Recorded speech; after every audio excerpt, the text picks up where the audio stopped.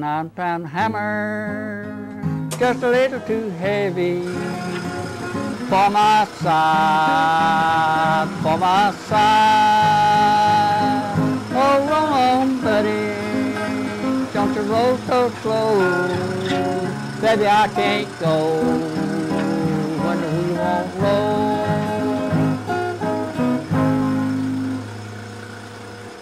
I don't want nobody mad at me. I've always told people, my people, when I lie in a casket, I don't want people coming around looking at me and saying, hey, he'd get mad with you. That 9-pound hammer done killed John Henry, and he's gonna kill me, and he's gonna kill me. Oh, roll on, buddy, don't you roll so slow. Baby, I can't go when we won't roll. Some people don't care, but I'm right the other way.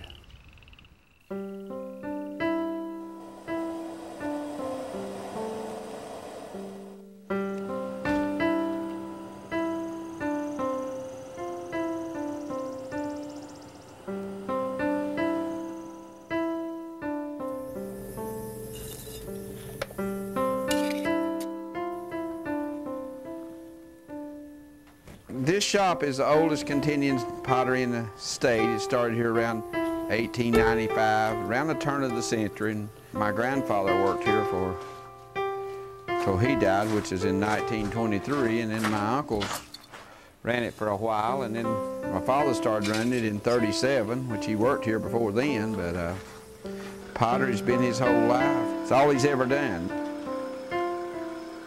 He's been here working over, I guess, 70 years, because he's 83, so it'd be about, you know, he was like born and raised here. He's never been anywhere but here, and I guess the thing that makes him unique about this pottery business is this is all he's ever done.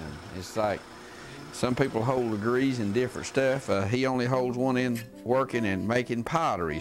I take the piece of clay and make just about anything I'll think of.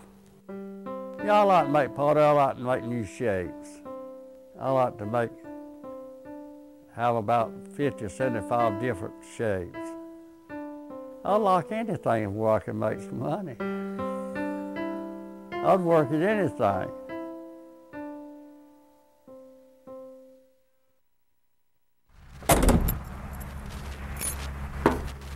He grew up right there across the road from where he lives now. There was an old house up there that's just been torn down a year or so ago. He grew up there, and his father was a potter there, but his father died when he was, when my daddy was 6 years old. So he really didn't learn to make pottery from his daddy. He barely remembers his daddy. I stood and watched him. I was only 6 years old when he died. He died at 57 years old. He had a stroke of making a big piece of pottery. It paralyzed him all on his right side, all the way. See, there wasn't no doctors back then. There wasn't no hospitals. People just lay and died with a stroke.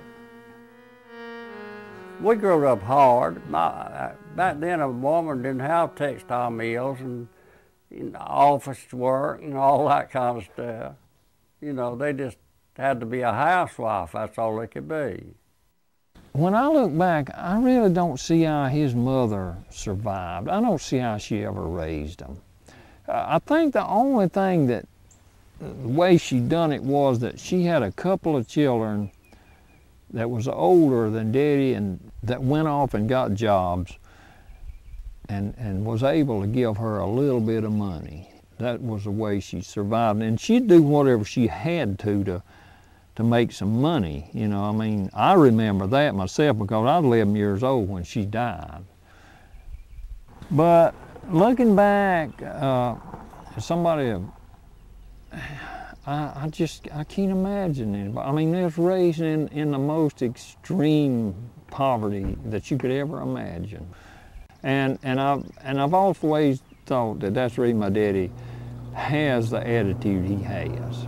I think it, first start off with, he didn't have a father to ever tell him how to do things or, you know, how to go about doing things. He pretty much had to learn it on his own. And his way is the way he learned, and then he had the attitude that he didn't want anybody to question him about how he was doing things. And so he just went through life like that. I don't love nobody, nobody don't love me. That's why I'm happy, happy as I can be. I don't love nobody, nobody don't love me. That's why I'm happy, happy and free. You know, when I was growing up, there were a lot of old foolish songs. I had 4 older brothers. There's one Potters. He had brothers that was several years older than he was. And Daddy learned a lot about working in pottery with them. And then he started his own pottery back at the old place. I guess he started out making glazed earthenware pottery and salt glazed stoneware pottery. Earthenware, they was making more or less smaller pottery. That's when the potters had begun to move into smaller, what's now known as art pottery. And then the salt glazed pottery was still, they was making mostly, they did make jugs and that kind of thing. Salt glaze was more or less utilitarian, you know, it's bigger stuff, like from a half a gallon to 5 gallons. And it's beginning to be phased out by that time. I don't really remember him making any salt glaze. I was born in '41, and by the time I remember, he'd quit making salt glaze and went earthenware altogether. In the middle '50s, he built a salt glaze kiln and started back making some salt glaze, mostly small pottery by that time, because there wasn't no demand for churns and crocks and jugs. I was still helping him at that time, and we made, you know, like up to half a gallon stuff. At that time, he was making a lot of candle holders for a company at Pinehurst. More than half of what pottery he was making at that time was for candles.